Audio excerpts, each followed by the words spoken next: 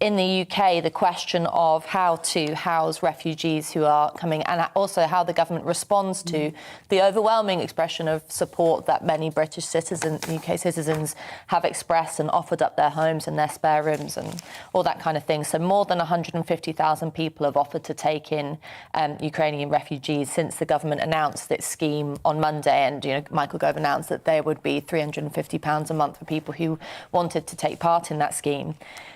That sounds great, and who would want to criticise it? However, the thing that this article gets into is that Priti Patel is suggesting that we create a permanent community sponsorship scheme, which would then extend this scheme to not just be housing Ukrainians, but also people from Afghanistan who, as we know, about 12,000 refugees are still living in hostels. The fact that the government has only been able to permanently settle 3,000 people so far. And there is an interesting question about the fact that why has the government been so quick to help with Ukraine and has been so disastrous in its housing of people who were escaping Afghanistan after its withdrawal.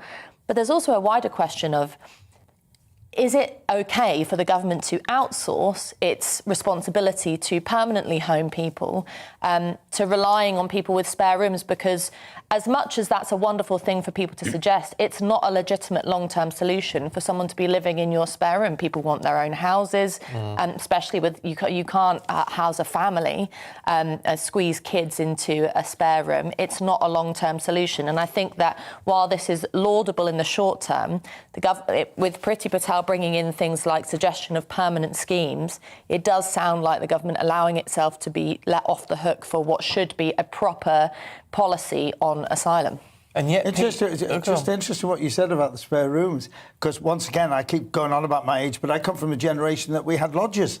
It was a way of life. It's interesting Ella says that, but it was a way of life. Yes, it was normal, wasn't it? Before people got houses, Yeah. But it is an interesting situation. What do you make of it all, though, Pete? Because, it's anecdotal, but from the people we've talked to, guests we had in yesterday, Ukrainian guest who's been trying to sort out visas for her family and saying they don't want to come to the UK. We're trying to sort out these visas. They don't want to come. Talking to people on the ground at these various refugee hubs, they don't want to come to the UK. I mean, there seems to be very little appetite for coming to the UK at the moment. They don't want to go that far away from home. Well, yeah, because they've got beautiful homes and they've got a beautiful lifestyle there. They've been forced out by a monster.